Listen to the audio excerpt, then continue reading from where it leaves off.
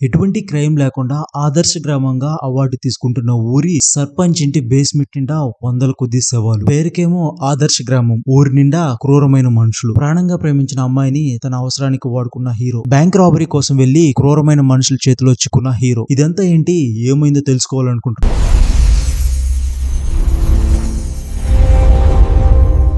సౌర్యపటం movie story. ఇతను Laxman best cameraman కావాలని చెప్పి కెమెరామెన్ అసిస్టెంట్ గా పనిచేస్తుంటాడు. ఇతని ఫ్రెండే వేదాంతరామ్ డైరెక్టర్ కావాలనే గోల్ తో అసిస్టెంట్ డైరెక్టర్ గా పనిచేస్తూ తన దగ్గర ఉండే స్టోరీస్ ని ప్రొడ్యూసర్స్ కి వినిపిస్తూ ఉంటాడు. అలా ఆల్మోస్ట్ తన స్టోరీస్ ని ఓకే చేయించుకుంటాడు. అప్పుడే తను చేస్తున్న షూటింగ్ లో ఒక బాంబు పేల్చే సీన్ వస్తుంది. ఆ సీన్ ని వేదాంతరామ్ హ్యాండిల్ చేయాల్సి వస్తుంది. ఆ బాంబు పేల్చే వ్యక్తి ఆ బాంబుని సరిగా పేల్చకపోవడంతో షూటింగ్ స్పాట్ మొత్తం డ్యామేజ్ అవుతుంది. అదంతా వేదాంతరామ్ వల్లే జరిగిందని చెప్పి, ఆ సరౌండింగ్స్ కూడా రావద్దని చెప్పి అక్కడి నుంచి తరిమేస్తారు. అలాగే తన సినిమాని ఆల్రెడీ యాక్సెప్ట్ చేసిన ప్రొడ్యూసర్స్ కూడా నీ వల్ల ఇదంతా జరిగింది, నీతో నేనే కాదు ఇక ఏ ప్రొడ్యూసరు సినిమా చేయరు అని చెప్పి, ఇక సినిమా చేస్తే నువ్వే ఏదో ఒక బ్యాంక్ కి కన్నమేసి సినిమా తీసుకోవాలి తప్ప నీతో ఏ ప్రొడ్యూసరు సినిమా చేయరని చెప్పి అతన్ని పంపించేస్తుంటారు. అలాగే తన ఫ్రెండ్ లక్ష్మణ్ కూడా నీతో ఏ ప్రొడ్యూసరు సినిమా చేయడం కష్టమే, ఇక సినిమా చేస్తే నువ్వే ఏ బ్యాంక్ కు కన్నమేసి చేయాలి తప్ప నీతో ఏ ప్రొడ్యూసరు సినిమా చేయరంటుంటాడు. దాంతో వేదాంతరం బ్యాంక్ కి కన్నమేసే తను ఒక బ్యానర్ పెట్టి బ్యానర్ లో మూవీ తీయాలనుకుంటాడు. అలా తను రాబరీ చేయడానికి ఎంచుకున్న ఊరే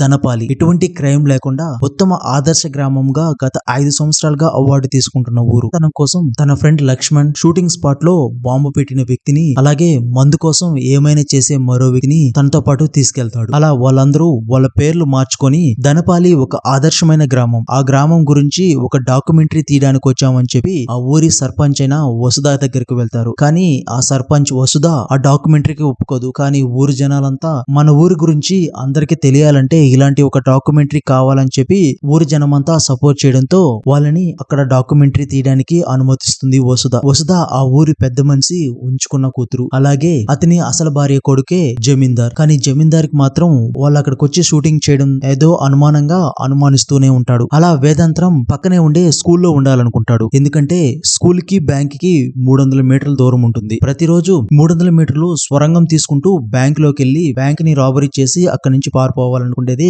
వేదాంతరం ప్లాన్. అలా ఒక ప్లాన్ వేసుకొని వాళ్ళందరూ వాకీ టాకీల్ని యూజ్ చేయడం స్టార్ట్ చేస్తారు. వాళ్ళు alpha V, alpha L, alpha B, ఉల్ఫా జాక్ అని పేర్లు పెట్టుకుని తనకి ప్రాజెక్ట్ శౌర్య అని పేరు పెట్టుకుంటారు. ధనపాలిలో రోజు రాత్రి 9 గంటలకి ధర్మగంట మోగుతుంది. ధర్మగంట మోగిన తర్వాత ఊర్లో ఎవరు తిరగకూడదు. అలా ప్రతిరోజు ధర్మగంట మోగే టైంలో లో ఇంటెన్సిటీతో బాంబు పేల్చాలి. దాంతో ఆ సౌండ్ ఎవరికి రాకుండా ధర్మగంట సౌండ్ లో కలిసిపోతుందని చెప్పి వాళ్ళ ప్లాన్. అలా రోజు గంట మోగే టైంలో బాంబు పేల్చి టన్నల్ బ్యాంక్ వైపు తోకుంటూ వెళ్తుంటారు. అలా డైలీ గంట మోగే టైంలో లో ఇంటెన్సిటీతో బాంబు పేల్స్తూ టన్నల్ బ్యాంక్ వైపు తోకుంటూ వెళ్తుంటారు. మరోవైపు ఊరి జనాలకి అనుమానం రాకుండా డాక్యుమెంటరీ తీస్తున్నట్టు ఊర్లో జనాలతో మాట్లాడుతూ వాళ్ళ నుండి ఇన్ఫర్మేషన్ తీసుకుంటూ షూట్ చేస్తూ ఉంటారు. అయితే ఆ ఊరి బ్యాంక్ లో పనిచేసే అమ్మాయే అంజలి. అంజలిని గతంలో ఒక వ్యక్తి మోసం చేసి తన దగ్గర ఉండే బంగారం అంతా తీసుకెళ్లిపోయి ఉంటాడు. దాంతో ఊరి జనాల ముందు తను చాలా గిల్టీగా ఫీల్ అవుతూ ఉంటుంది. అది తెలుసుకున్న వేదాంతరం మోసం చేసింది అతను, నువ్వేం తప్పు చేయలేదు కదా, నువ్వెందుకు ఫీల్ అవుతున్నావు అని చెప్పి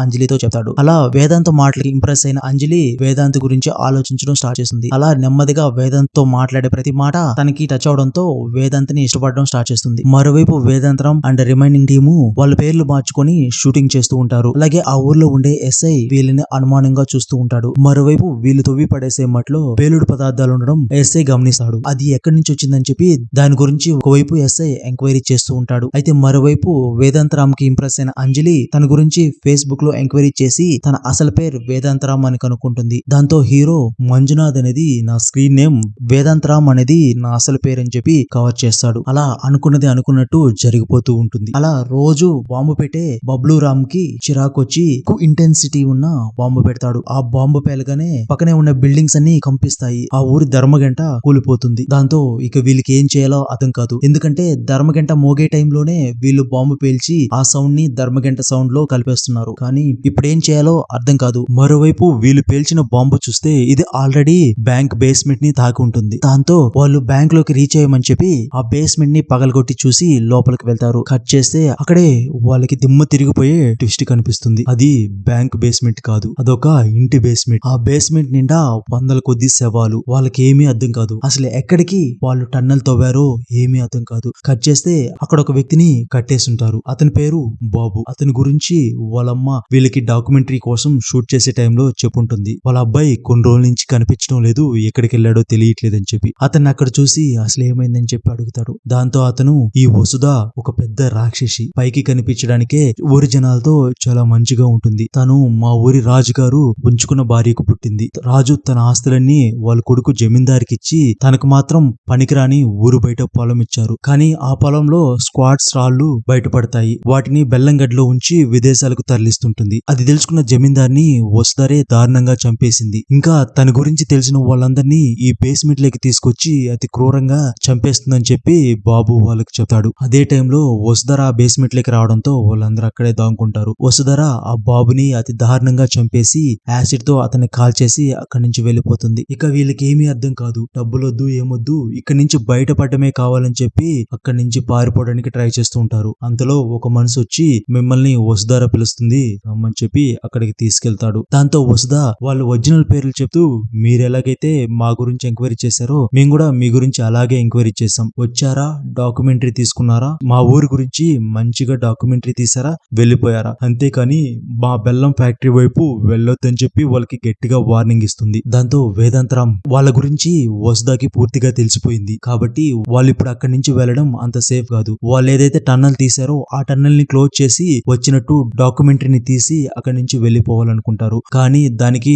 బాంబులు పెట్టే బబ్లూరామ్ ఒప్పుకోడు. కానీ వాళ్ళకి ఇంక వేరే ఆప్షన్ లేక ఆ టన్నల్ ని క్లోజ్ చేయాలని చెప్పి టన్నల్ మొత్తం క్లోజ్ చేస్తారు. మరోవైపు ధర్మగంట ఎక్కడ నిర్మించాలని చెప్పి ఊరి జనాలు డిస్కస్ చేస్తూ ఉంటారు. మరోవైపు సర్పంచ్ ఆ ధర్మగంటని వసుధ ఇంటి దగ్గరే నిర్మించాలని చెప్పి అడుగుతుంటుంది. కానీ ఊరు జనాలు ఒప్పుకోరు. అలాగే పక్కనే ఉండే మరో వ్యక్తి ఆల్రెడీ పైప్ లైన్ మీ ఇంటి కింద నుంచి పోతుందమ్మా, ఇక్కడ ధర్మగంట నిర్మించడం అంత మంచిది కాదని చెప్పి చెప్తాడు. దాంతో శౌర్య అతని పక్కకి తీసుకెళ్లి అసలు పైప్ లైన్ ఎక్కడి నుంచి వెళ్తుందని చెప్పి అడుగుతాడు. అతను పైప్ లైన్ వాటర్ ట్యాంక్ కింద నుంచి బ్యాంకును తాగుతూ వసుధ అమ్మగారి ఇంటి నుంచి పొలాలను తాగుతూ ఊరు బయటకి వెళ్తుందని చెప్పి చెప్తాడు. అప్పుడే వేదాంతరానికి ఒక ఐడియా వస్తుంది. ఆల్రెడీ వసుధ ఇంటి బేస్మెంట్ వరకు తవ్వున్నాం, అక్కడి నుంచి పైప్ లైన్ వరకు తవ్వితే డైరెక్ట్ గా బ్యాంక్ లోకి వెళ్ళొచ్చు అని చెప్పి ప్లాన్ చేస్తాడు. దాంతో మళ్ళీ టన్నల్ తవ్వడం స్టార్ట్ చేసి పైప్ లైన్ వరకు తవ్వుతారు. తర్వాత వాళ్ళు బ్యాంక్ ని రీచ్ అవడానికి వాళ్ళకు ఒక మనిషి హెల్ప్ కావాల్సి వస్తుంది. అది ఎవరంటే ఆ బ్యాంక్ లో పనిచేసే అంజలి. తను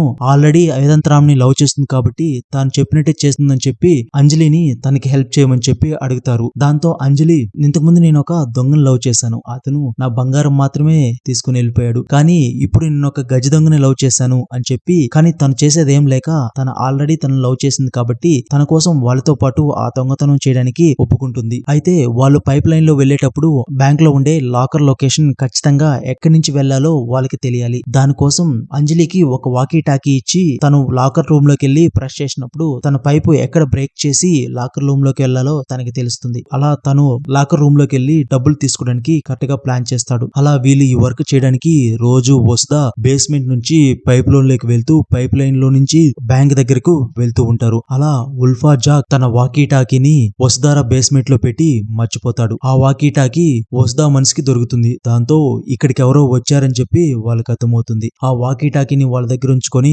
అబ్జర్వ్ చేస్తూ ఉంటారు. అప్పుడే బ్యాంకు లాకర్ లొకేషన్ తెలుసుకున్న వేదాంతరం కరెక్ట్ లొకేషన్ అర్థమైంది, ఈ రోజు రాత్రికే మనం వేసేస్తున్నామని చెప్పి అంటాడు. దాంతో వసుధ తన కోసమే ఎవరో వచ్చారని చెప్పి ఇదంతా ఎవరు చేస్తున్నారో తెలుసుకోవాలనుకుంటుంది. దానికోసం ఆ రోజు రాత్రికి ఊరు బయట ఒక మూవీని ప్లాన్ చేస్తుంది. ఊరు జనాలంతా మూవీ చూడ్డానికి వెళ్తారు. అప్పుడే వసుధ మూవీ చూడ్డానికి వెళ్ళని వాళ్ళెవరో వాళ్ళ గురించి ఎంక్వైరీ చేస్తుంది. అందులో ఫస్ట్ లో ఉన్నది అంజలి. అంజలి ఇంటికెళ్ళి అసలు ఏం జరుగుతుంది, ఉల్ఫా ఎవరు అని అడుగుతుంది. దాంతో అంజలి భయపడిపోయి ఇందులో నాకేం తెలీదమ్మా, అంతా ఆ డాక్యుమెంటరీ తీయడానికి వచ్చిన వాళ్ళే చేస్తున్నారని చెప్తుంది. సో దాంతో అంజలిని ఆ బేస్మెంట్ రూమ్ కి తీసుకెళ్లి కొడుతుంది. అలాగే వాకీ టాకీలో మిగిలిన వాళ్ళని పిలుస్తుంది. అలా అందరినీ ఆ బేస్మెంట్ లోకి తీసుకొస్తుంది. అప్పుడే వాళ్ళకు ఒక సీక్రెట్ కోడ్ ఉంటుంది. ఏదైనా రిస్క్ వచ్చినప్పుడు సమంత రష్మిక అనేది వాళ్ళ సీక్రెట్ కోడ్. లక్ష్మణ్ వేదాంతరామ్ ని పిలిచేటప్పుడు సమంత రష్మిక అని ఇంటిస్తాడు. దాంతో వేదాంతరామ్ కి వీళ్ళేదో ప్రమాదంలో ఉన్నారని అర్థమవుతుంది. అయినా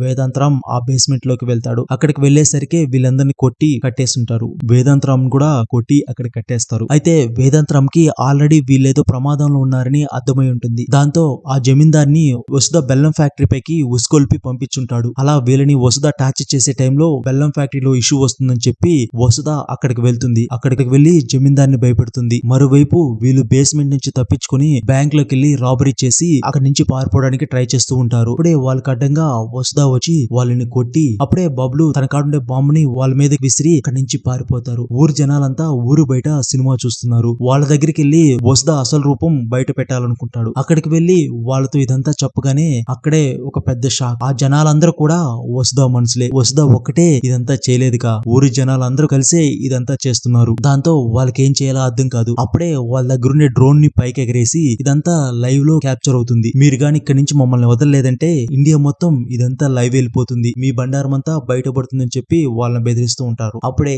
ఆ డ్రోన్ లో కూడా ఛార్జింగ్ అయిపోయి కింద పడిపోతుంది. ఇంకా వాళ్ళని చంపేయమని చెప్పి వసుదా అక్కడి నుంచి వెళ్ళిపోతుంది. అప్పుడే వాళ్ళకి ఆ వాటర్ పైప్ లైన్ ఎక్కడి నుంచి ఎక్కడికి వెళ్ళిందో గుర్తొస్తుంది. ఆ పైప్ లైన్ పక్కనే ఉండే వాటర్ ట్యాంక్ కింద నుంచి బ్యాంకును తాగుతూ వసుదా ఇంటి మీదుగా పొలాలను తాగుతూ ఊరు బయటకు వెళ్తుంది అనే విషయం అర్థమయ్యి వాటర్ పైప్ లో గాని దిగామంటే నేరుగా ఊరు బయటకు వెళ్ళిపోతామని చెప్పి వాళ్ళకి అర్థమవుతుంది. దాంతో అక్కడి నుంచి తప్పించుకొని పరిగెత్తుకుంటూ వెళ్లి వాటర్ ట్యాంక్ పైప్ లోకి దూకేస్తారు. అలా అందరూ వాటర్ పైప్ లో నుంచి ఊరు బయటకి వెళ్ళిపోతారు. మరోవైపు వేదాంతరం వాళ్ళ దగ్గరికి వచ్చేటప్పుడే ఎస్ఐకి స్కూల్లోకి వెళ్ళమని చెప్పి చెప్పుంటాడు.